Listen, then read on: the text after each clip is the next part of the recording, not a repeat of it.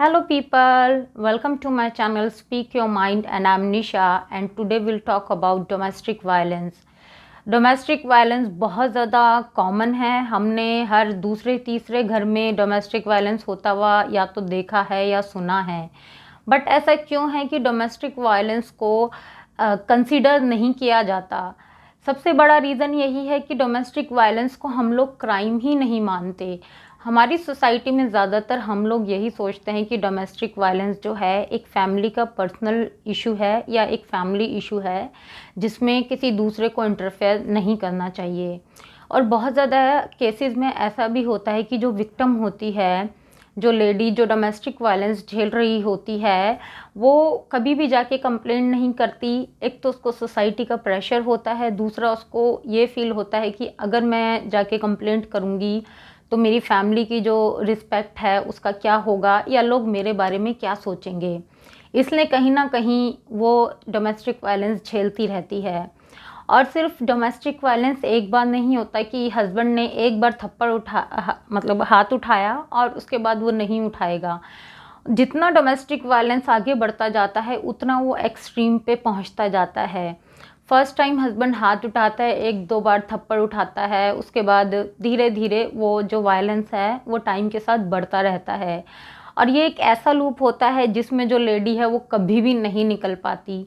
उसको या तो उसके दिमाग में एक तरीके से जो लेडी है उसके दिमाग में ये फिक्स कर दिया जाता है कि जो वायलेंस है वो एक्सेप्टेबल है और जो हस्बैंड है वो वाइफ पे हाथ तो उठा ही सकता है, कोई बहुत बड़ा इशू नहीं है ये। एक आध थप्पड़ मारना, दो चार थप्पड़ मारना, हल्की फुल्की गाली गलौज कर देना इज़ एब्सोल्युटली फ़ाइन। ये बहुत कॉमन है कि हम अपनी बेटियों को सबसे ज़्यादा कॉमन चीज़ यही सिखाते हैं कि शादी के बाद जो है वो हस्बैंड के साथ एडजस्ट करो। और अगर हस्बैंड आप पे हाथ उठा रहा है, अगर वो फिज़िकली आपको अब्यूज़ कर रहा है, मार रहा है, गालियाँ दे रहा है, मेंटल टॉर्चर कर रहा है, कोई बहुत बड़ी बात नहीं है। ये तो शादीशुदा लाइफ में चलता ही रहता है क्योंकि हम इसको क्राइम नहीं मानते हैं। और अभी भी इतना चेंज होने के बाद टाइम, हम अभी भी इसको क्राइम की तरह कंसिडर नहीं करते हैं। हम उसके अगेंस्ट एक्शन लेना ही नहीं चाहते क्योंकि हमने इसको एक तरीके से एक्सेप्ट कर लिया है। और इसके रीजंस क्या है? डोमेस्टिक वायलेंस में कहीं ना कहीं एक तो जो मेल ईगो है वो बहुत ज़्यादा हावी होती है शादी के बाद लड़कों में। उनको ये लगता है कि हम जो हैं हम वो हस्बैंड हैं और कहीं ना कहीं हमारा ये राइट कह लीजिए या हमारे पास ये पावर है कि हम अपनी वाइफ पे हाथ उठा सकते हैं।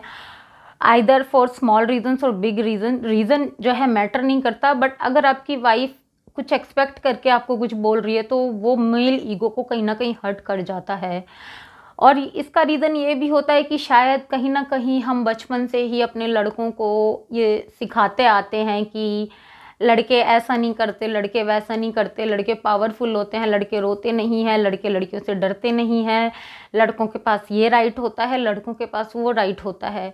तो कहीं ना कहीं वो इस पावर का जो है गलत तरीके से यूज़ करते हैं और अपनी वाइफ को वो एक तरीके से एज अ वेपन यूज़ करते हैं मारपीट के लिए। डोमेस्टिक वायलेंस के बहुत सारे रीज़न्स हो सकते हैं। सबसे पहला रीज़न तो जो मैं कहूँगी जो सबसे ज़्यादा शायद कॉमन भी होता है वो होता है डावरी का। क्योंकि जब शादी होती है तो ज़्यादातर लड़के वाले एक्सपेक्ट करते हैं कि लड़की दहेज लाएगी, कुछ कैश लाएगी, किसी भी फॉर्म में वो जो है वो डावरी जो है अच्छी डावरी वो फैमिली के लिए लेकर आएगी।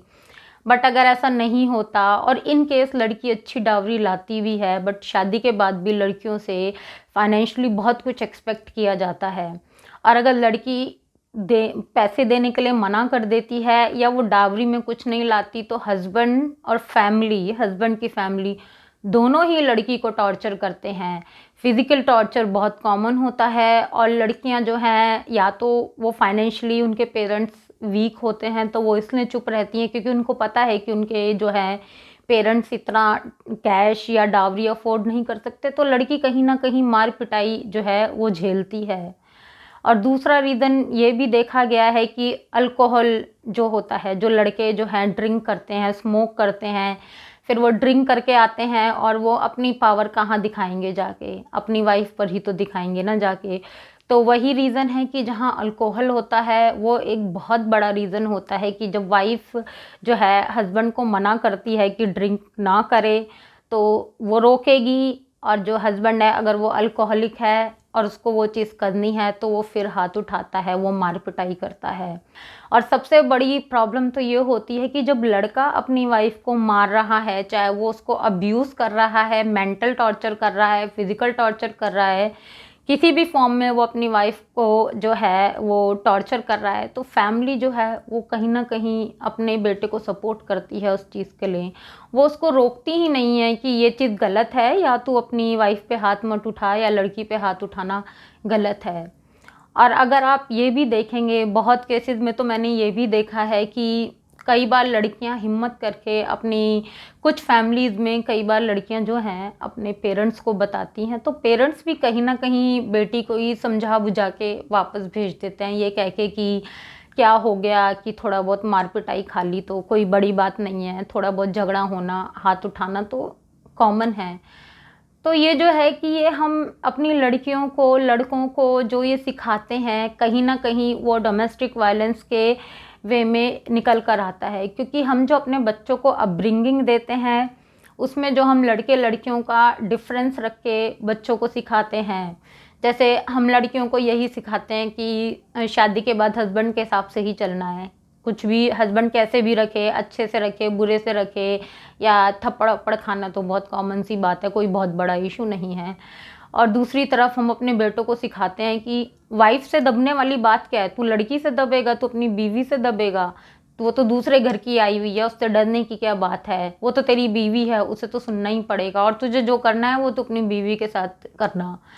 तो ये जो मेंटालिटी जो हम अपने बच्चों में बचपन से डालते हुए आते हैं, कहीं न कहीं उसका आउटकम जो है वो एक डोमेस्टिक वायलेंस के फॉर्म में भी हम देख सकते हैं। और सबसे बड़ा रीज़न जो मैंने कहा कि हम इसको क्राइम ही नहीं समझते हैं। जब तक हम डोमेस्टिक वायलेंस को, हम लड़कियां या जो फैमिली वाले या लड़के वाले, चाहे लड़की हो चाहे लड़का हो, उसको एक क्राइम कंसिडर नहीं करेंगे, तब तक हम उसके बारे में जो है सॉल्यूशन के बारे में कैसे सोचेंगे। अगर हम उसको यही समझेंगे कि थोड़ा बहुत वायलेंस होना पार्ट ऑफ लाइफ है, तो वो तो एक्सेप्टेंस आ गया। फिर तो ये है कि हमने गलत चीज़ को सही मान के उसको एक्सेप्ट कर लिया, और जब हमने उस चीज़ को एक्सेप्ट कर लिया तो हम एक्शन के बारे में कैसे सोच सकते हैं, कैसे हम ये एक्सपेक्ट कर सकते हैं कि जो है हम डोमेस्टिक वायलेंस को ख़त्म कर पाएंगे।